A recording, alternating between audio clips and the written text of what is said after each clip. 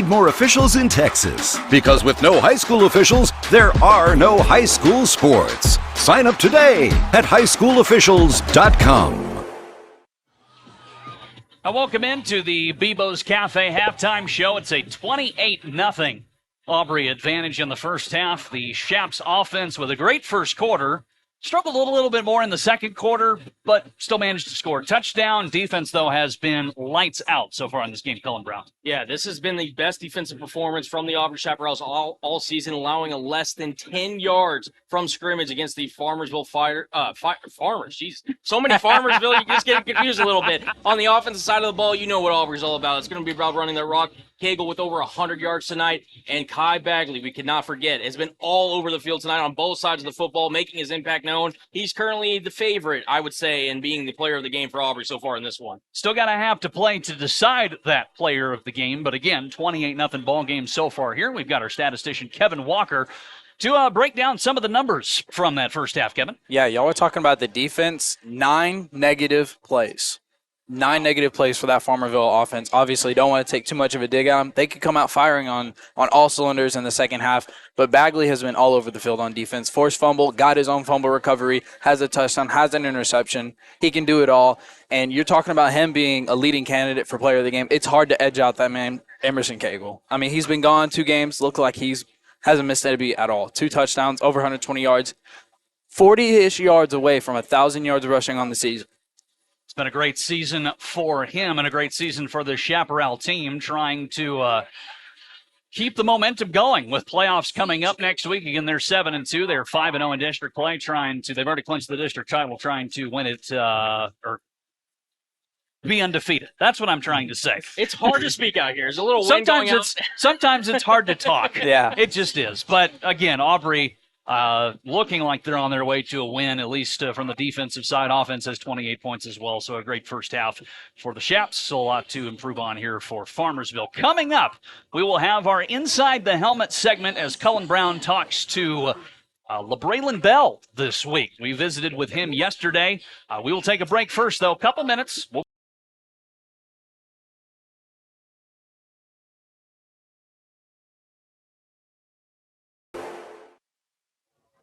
Welcome back to the North Texas Streaming Network. This is the Bebo's Cafe halftime show. It's currently 26 for the Aubrey Chaparrals to 16 for the Crum Bobcats. Blake, we saw a very entertaining first half that saw some injuries. A new quarterback emerged for the Aubrey Chaparrals, among many other things on the offensive side. What did you see from your perspective? I mean, we were just talking about it a second ago. If you're Coach Ivy, Rock Temple's kind of filling that quarterback role quite nicely right now. I mean, he's slinging the rock. On that play, we saw the Tay Ross. Tay put his hand up, and Brock was not scared to fling it down the field. So I think this is definitely something different. We're seeing a very aggressive quarterback out there. So I think, especially if Blaine's hurt, there's no reason to rush him back, especially if he's injured.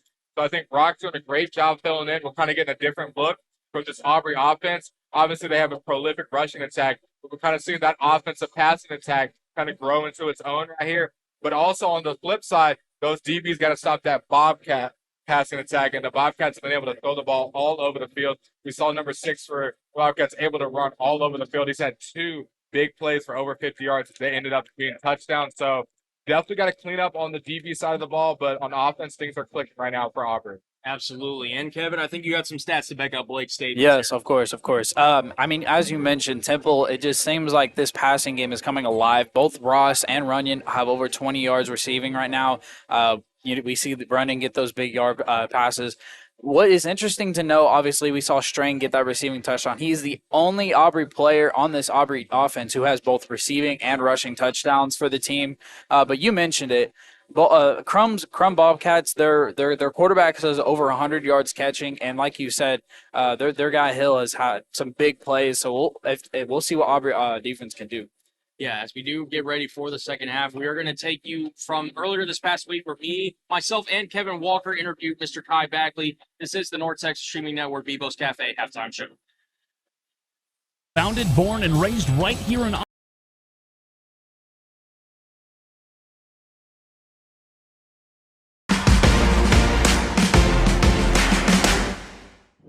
Welcome to the Bebo's Cafe halftime show. I am Blake Elliott, joined with Cullen Brown and Kevin Walker. we got a great halftime for you guys. Is the Aubrey Chaparrals that were able to jump out to a 21-0 skunking right now. So what are y'all seeing so far on the field? Yeah, Blake, you nailed it. I mean, this has been an absolute stomping by the Auburn Chaparrals. They are completely doing everything they want to on both the offense and defensive side of the ball. It doesn't matter who is rushing for them. I believe they've had over 6 people do a rushing attempt for the Auburn Chaparrals offense. And on defense, I think 1 or 2 first downs that this defense has allowed. This has been arguably their best defensive performance, and this is against the number 2 team in district. So this is definitely a statement half for the Chaparrals offense so far and defense. Yeah, it was definitely something I wasn't expecting. I mean, this Aubrey defense has been the best in the district, allowing the least amount of points so far. But the way that they've been able to stop this rushing attack in Mahan, we thought we were going to see Dakota, weren't seeing him, but they have been shutting down this entire Panthers offense right now. I think it's only been 1 or 2 first downs for the entire half, which is the Panthers are not used to that. Yeah, I mean, y'all talked about it beforehand on the pregame show. Aubrey is known for jumping out to early leads, and Van Alstyne's known for being late on score. And that, if you look at the scoreboard, that's what it shows. You talked about that rushing game. Over 6 rushers, 7 rushers to be exact. Both quarterbacks, Brock Temple and Blaine Poland, have rushed the ball for him. Nothing significant, but what is significant is Cagle has not came back in the game since that first quarter. He leads the team right now with 50 rushing yards. Obviously, Bagley and Hubert each have a touchdown, but I think that slant touchdown to Brown was something that we didn't expect. The passing touchdown has not been something that's been in every single game for Aubrey. Yeah, the passing touchdowns have definitely not been a staple of the Aubrey offense, but we saw the 2 to Jet last week. We saw 1 to Mr. Brown this week, so maybe it's something they're trying to cook up, trying to get the passing game more involved, because you're obviously able to run the ball against teams that their D-line and linebackers aren't the biggest, but when you get into playoffs, you're playing big boys every week, and you have to be able to run and pass. So, Cullen, do you think they're going to be able to keep up this kind of multifaceted offense? I don't see why not. I mean, everything in the first half makes me believe that this game is not going to get any closer here in the second half. I know you talked about how you would talk if you were, on the Panther side, try to keep your head up, high. You need to be in the locker room right now, because right now they came out so lackluster here in the first half that it wasn't even close. So unless we see a different team come out of that locker room, this is going to be a blowout in favor of the Aubrey Chaparrals. Yeah, I mean, that's a great point. I mean, but you just got to look at this Aubrey defense. This Aubrey defense has been all over the field from hash to hash, whether it be getting pressures on the quarterback, getting pass blocks.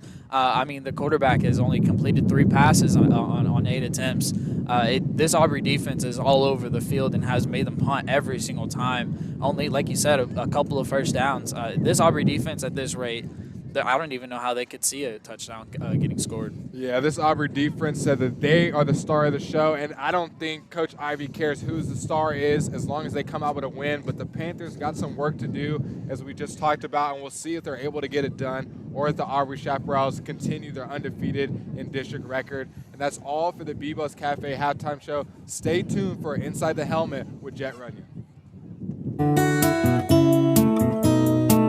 Tonight, he is the Bebo's Cafe player of the game. Kevin, I think you got some stats to back me up here. Yeah, y'all talked about it earlier.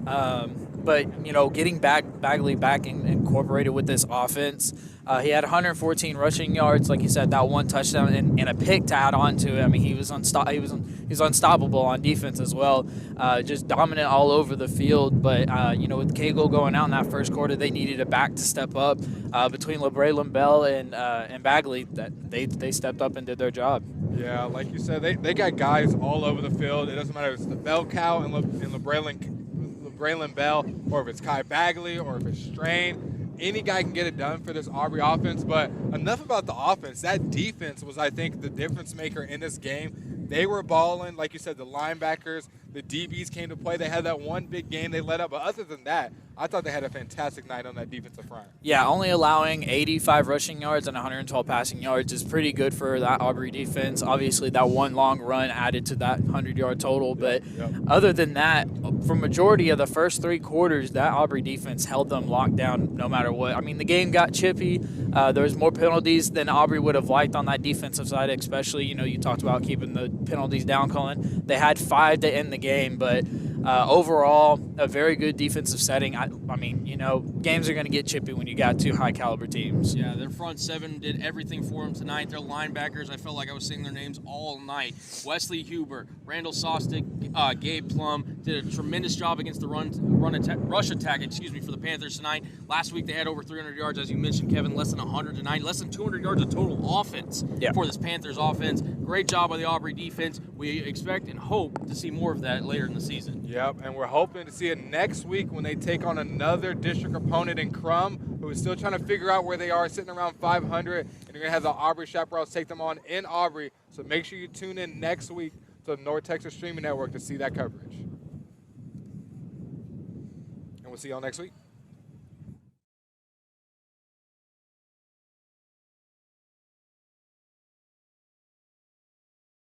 Today's halftime show. What an amazing game. 49-0. It looks like everybody's getting a piece of the pie.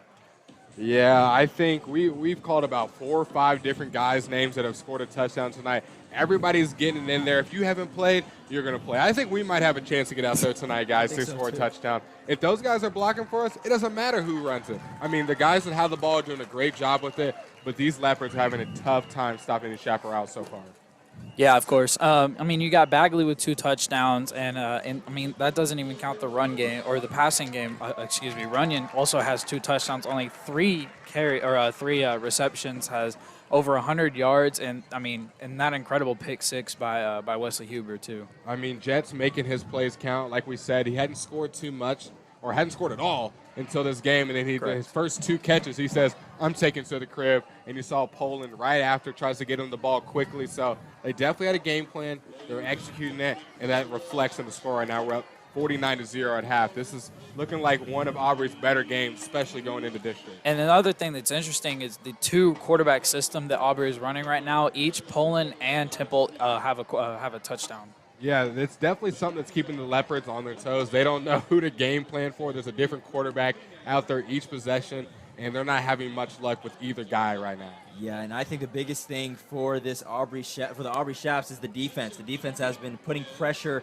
on Searcy the whole entire game. Yeah. He's dropped back multiple times, and you have 3 defenders coming at him multiple times. He's either throwing it out of bounds or just throwing a panic pass that sometimes he's getting caught, but sometimes it's going incomplete. Yeah, that Aubrey front 7, literally as soon as the ball is snapped, they are in the backfield, making Searcy, unfortunately, just have to toss the ball up or try to make a hero play. And he's made some plays out of nothing, but then we saw he tried to make a couple moves left and right, made a couple guys fall, might look good for the huddle, might look good for Twitter, but if you saw the rest of the clip, he coughed the ball up, and it was a block in the back. So he's definitely going to need some help from that O-line so he can get some more time. I think this is still a decent team that can get some points on the board, but it's going to start up front with that team. Yeah, and I mean, you mentioned it already, coughing up the ball and those penalty yards. The penalties have also been a problem for Gainesville. So they need to clean those up if they want to have any offensive efficiency. Yeah, so we've talked about the things that they have to fix. We'll see if both teams are able to execute those things in the second half. But before we get back to that, we have an exclusive interview with Emerson Cagle. Stay tuned.